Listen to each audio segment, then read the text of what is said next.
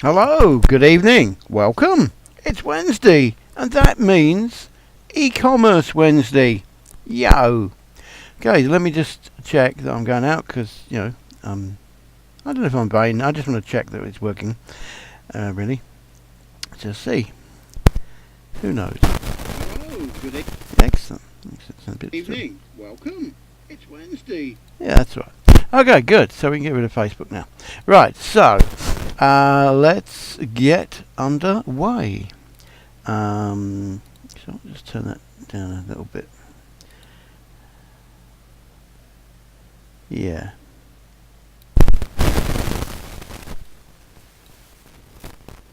There we go. Okay, that might be a bit better. Right, so let's just take the placeholder up, otherwise you can't see much, and that's not so great. So, with Christmas coming up, a couple of things. One is I've got a course which you can buy called Christmas Frenzy, and I suggest that you do that because it's a really great course. And you can get that from whatever the URL is, which I've forgotten. I'll post it below the video later. Yeah. I almost remembered it then, but I've just forgotten it. Anyway, so there's a course out. It's got 5 modules in it, really to get to grips with boosting your sales at Christmas time. But let's just look at one of the ones that isn't in that course, which is one of the micro steps that we can take, which will help you. So first of all, I'm just going to tell you the story of the toy conspiracy. So the rumor is, rumor? Anyway, the urban myth or the truth, I don't know which is that the toy manufacturers get together in cahoots behind the scenes, and one of them, gets allotted to be the toy of the year, for Christmas, and all the advertising and marketing is, for that toy, and it's the thing that everybody's mad crazy about and hears nothing about and getting nagged endlessly from the kids to get. And then then the part of the conspiracy is that the number one toy has very low stock. So when the people go to buy them, obviously there's scarcity and urgency, and everyone goes raving mad to get hold of the last one. But then what happens? Well, then the number 2 toy gets bought instead, and that sells in droves instead. Okay, so that seems, I don't know what that seems, but anyway, but that's not the end. That's the point. So when Christmas is over, and the kids have got the number 2 toy, what do you think most parents do after Christmas? They buy them the number 1 toy as well. So look what happens. Now they sell 2 top-end expensive toys for the marketing of one, just by basically cooperating behind the scenes. So I think that's a fun story. I just thought it was an interesting story when I heard it. So I don't know how true it is, and I don't know if people would, but obviously if people would, go into cahoots like that, obviously for the one marketing budget, they both win extremely. Just slightly delayed, 2 weeks delay or something. So yeah, it's a good story. Anyway, that's not exactly what I'm, suggesting that you do at all. It's just interesting the way that one thing can be used to sell another. Okay, that's really the moral of that. Not to be in cahoots, but one thing can be used to sell another. So in terms of working, for yourself, or by yourself, what can we do to do that? Well, that's where the lost leader comes in from the title. So I'm sure you've seen the supermarkets who have they actually go to the extreme. They do below cost on one product in the well, they've done their numbers really. So yeah, obviously in the certainty of selling more property stuff. So yeah, again, you go in because the bread is 50p or something instead of £1, and you can't, that's below cost, say. But obviously, when you're in there, you're not probably just going to walk out just with that. You need butter, you need cheese, you need pickle, you need whatever you need, tea, milk, and they're all kind of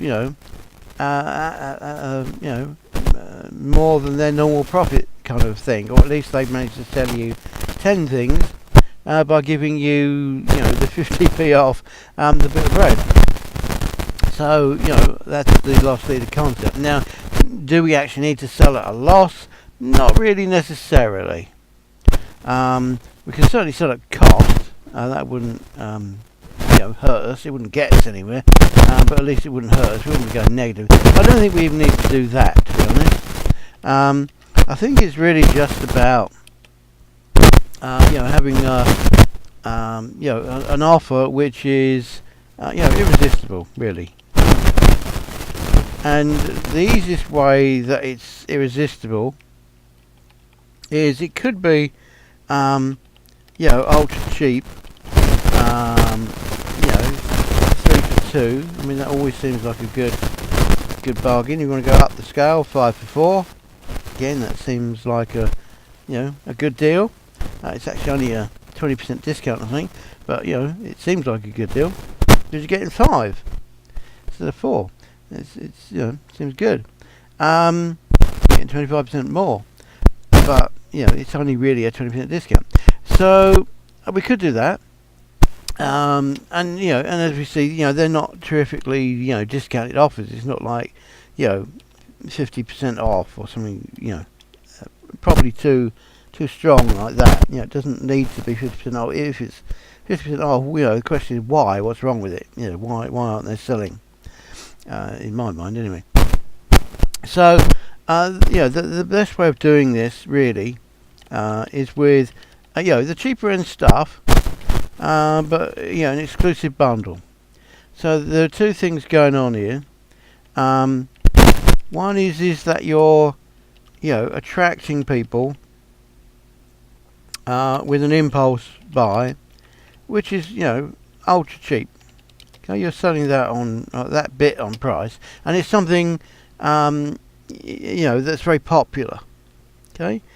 So when everyone's trying to sell the thing that's popular at profit, you come in selling the thing that's popular, basically at cost, or maybe below cost if you want to go that way, if you're certain of your numbers. But even if you're not certain of your numbers, you can certainly do it at cost. But as I say, we don't really need to even do it at cost. We just need to make it seem cheap, by doing a 3 for 2 or 5 for 4, and then adding an exclusive bundle. So the thing about the exclusive bundle is that it's unique to you.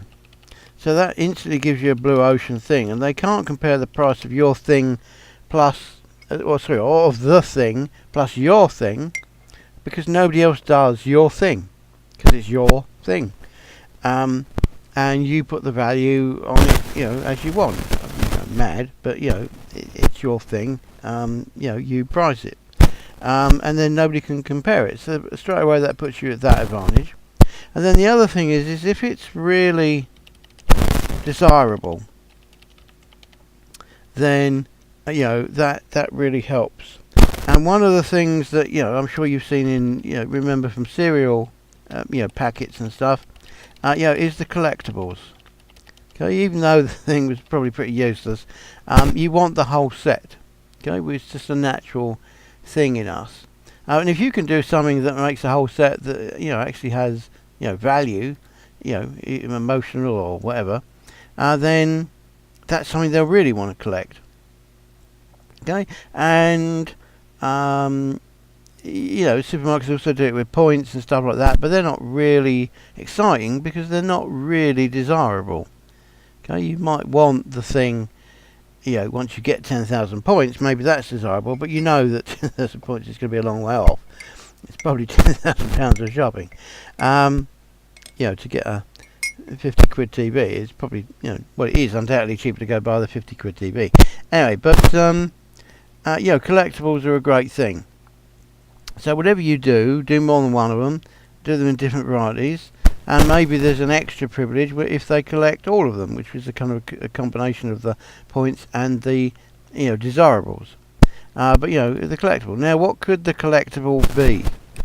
So it could be, and obviously remember that you don't have to make this yourself necessarily. You could outsource this. Okay, for probably not much, but even if it cost you 100 quid to outsource it, it probably actually only cost you, maybe you can get it done on Fiverr, so it could actually be a Fiverr, which would be insane. But maybe more likely $20 or $30, but it could be 100 quid. But it could basically just be some kind of printout. Now, you don't necessarily have to print it out. You could get it hard printed, and you could get it laminated. Okay, if you want to go that far. If you really want to go that far, you could even create, a hard copy book. Like a coffee table. What do they call those things? Coffee table picture book. Okay, if you want to, and they could just pay shipping, or it could just be totally free. So obviously you need to do your maths on this. But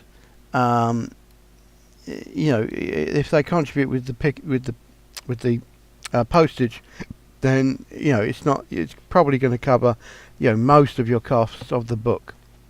And as I say, if there's a series of books, then they're going to want to get them all. Now, and again, just because it's a book or a magazine doesn't mean that it has to have hundreds of pages. It could just be like a 20-page, probably 24 actually, 24-page book. But the point is if it's a collectible, it's one of X. And you could just put a secret word in the last page of each book, and if they get all the books together, they could even claim a prize, which could be, if you're really clever, a coupon. And a coupon's a discount off of if they buy more stuff.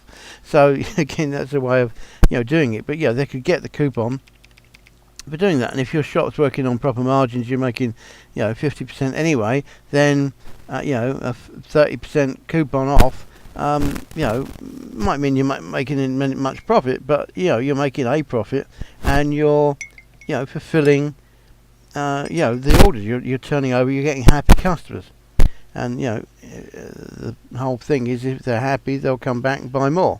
We're not looking for one-time customers, we're looking for lifetime repeat customers. Well, we should be. So anything we can do to make them happy and keep them coming back, like points or coupons, is great. But so if they have a collectible, they're off. And it could even be that you give them a collectible. That could be one of the the bonuses if they meet certain targets. So you could do it out of this promotion and just add it into the thing, because the more of them they have, the more that they want to complete the collection. Anyway, but this printout, whether you laminate it or print it or make it in a book or whatever, it's just design. It could be a cartoon, or you could do a calendar, or you could do a screensaver, anything like that. But little cartoons quite good, little comic strips, something like that. Or it could be a some sort of DIY tips or power tips, or you could go the mem route, or anything that's basically just beautiful art. Okay, and depending what niche you're in, maybe there's a related thing. So if you're into the gardening, maybe it's planting time, calendar or diary or whatever you want.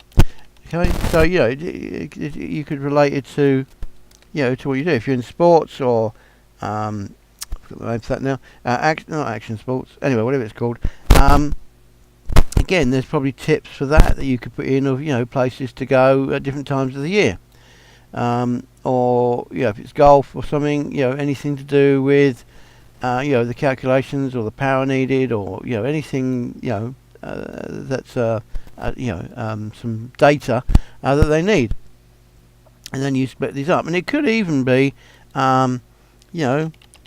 celebrity quotations, or famous sayings from history.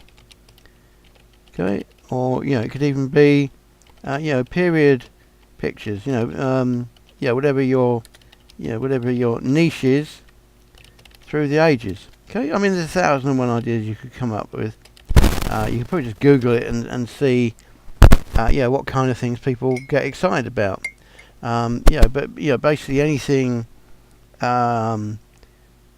Anything that's kind of can be, or that has been covered in an infographic, is probably something that you could, basically, slide up. What I mean by make it into kind of PowerPoint slides. So when you do that, then they become printable. What am I trying to say? Printable. Not printable print, but printable. Just printable. Printable. And again, this is art that you're commissioning, and it's exclusive to you. Now, you might think that 100 quid is a lot, but if you sell 1,000 units and you make $10 on each, you spent 100 quid and you got 10,000 in. Okay, that's pretty good. So obviously, you want to do it on your most popular range, and the point is that it's irresistible. So it will sell, a bucket load of, and it's basically cost you nothing, almost nothing to produce. It's 100 quid in the design, and then, if you do it as a PDF, the people will print it themselves. If you want to print it, then maybe it'll cost you, with shipping, $2 or something. And sending them it with the order, then you're already shipping. Okay, so it just depends, the logistics of whether it's possible to pack it in or not. But it's certainly an option that could be happening. So that's kind of it. So as I say, you're you're taking yourself out of competition because it's your unique bundle. It's a collectible. It's unique to you. It's related to whatever the thing is. It's very low cost to produce, and it really makes it worth coming to you out for, because it's it's still a cheap impulse buy, main purchase, plus this amazing unique bonus. But remember, just like the Toy Story conspiracy, the reason why we're doing it is not to sell this irresistible cheap thing. It's to get the repeat custom and the additional orders and the upsells and cross sells, and to get them on your list. And once they're on the list, then you can sell them more, and then you've got a lifetime value of orders that you can do from doing this thing. Okay, so it could be fidget spinners, anything, whatever's related to your thing, or just something very generic like a pen or something. I don't know why that'd be that exciting, but something that it's an impulse buy anyway. That's very popular. So it doesn't even matter if it's one of your normal ranges. You just get it in because it's popular. Do it cheaply. I don't think we need to do a loss leader really, because it's really about focus. If we featuring it. If we feature it, then it's probably going to sell. Okay, because we're saying, hey, this is important. So if we've got people's ears and we go, hey, this is important, the chances are that they're going to buy it. Especially if it's an impulse buy, it's cheap, and it's they've got some amazing collectibles which are unique to you. Okay, so I don't know if that seems like a fantastic idea to you or not, but it's super implementable. So I'm even gonna why won't that create a thing? Hang on. My keyboard shortcuts have desired. Anyway, new slide, there we go. Let's do that, and let's do that. So the thing about this is it's super implementable. Okay, so yeah, that's what I do. And I mean, I haven't done this myself, but yeah, you could even go the route of print on demand. Not called novelties, are they? Print on demand. What they call it. Anyway, merchandise. Pens, mats, all that kind of stuff. Mugs. Mugs are good because they're super useful. Notepads and sticky notes. Printed pre-printed sticky notes with the brand on. That's fairly popular. So it could even be something along that lines if you want. I think the art is really it's definitely the way that I do it.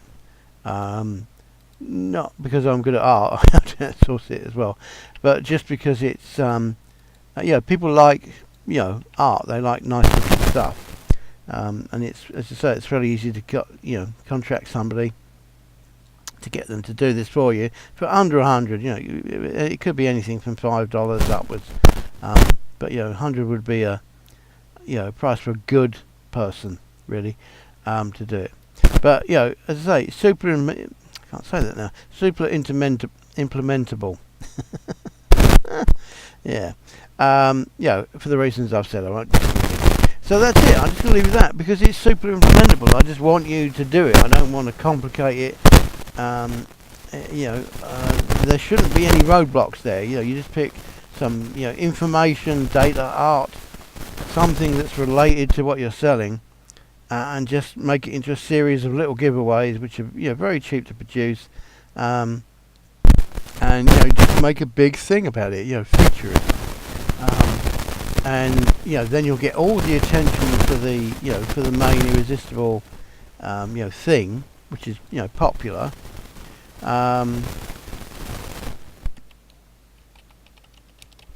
Okay, and we sell it not for the profit of the thing now, but it's for future LTV, lifetime value of the customer, and repeat custom, and order bumping and all that kind of stuff, and the fact that they're on your list, and then you can get at them and sell them more stuff on demand.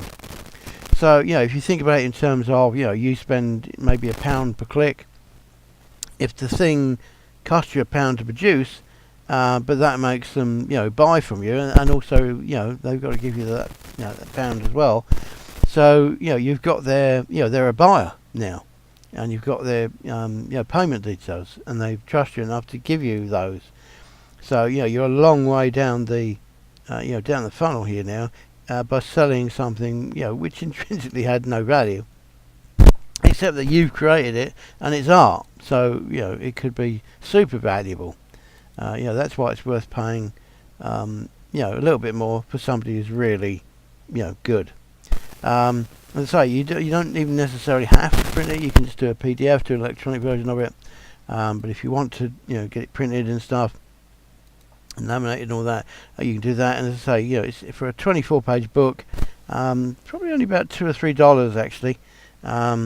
So even then, not really that much, because the point is it's not a 160-page book. It's a 24-page kind of magazine, so, and a series of them, and so £3 out of the order, and to get a loyal customer, worth it. But highly implementable, super implementable, in fact. So please implement it. Let me know how you get on with that. Comment below the live stream. Let me know how your campaigns go, what you chose to do, and how much it increased your sales, because I promise you it would increase your sales if you do it. So just do it. Okay, this is the cheapest possible promotion you could do, which is to sell something, is to sell something, which is, kind of a throwaway, cheap, because we're not trying to make profit out of the thing. Make it exclusive by having your unique bundle. Just get some little art done. It costs you £100, but it's going to earn you 1,000, 10,000, 100,000 in sales. Okay, it's not £100. It's it's an investment, absolutely an investment, to get more sales. And obviously you can make it Christmassy if you want, as it's Christmas coming up. That's another option. Okay, it doesn't have to be, but this will get them through the door, and then maybe you do the Christmas one, or maybe this is a Christmas thing, or maybe you do both. That would be great. Do both, because it's super implementable. Really doesn't cost you a lot of money. Something you can actually get done. Tomorrow morning, get it done. Contract it out, get it done. Start to put it up through all your assets. Email your list about it. Put it on your social media. Get people to share it. All that kind of stuff. Anyway, that's it for now. I shall see you tomorrow. Oh wow, yeah, blimey. It's game. No, it's not game. It's Art Ecosystem Thursday, which is turning into an absolutely major thing. Anyway, tune in for that tomorrow, Thursday. See you then. Bye. That was very butch, wasn't it? Bye. Okay. Alright, see you then. Bye.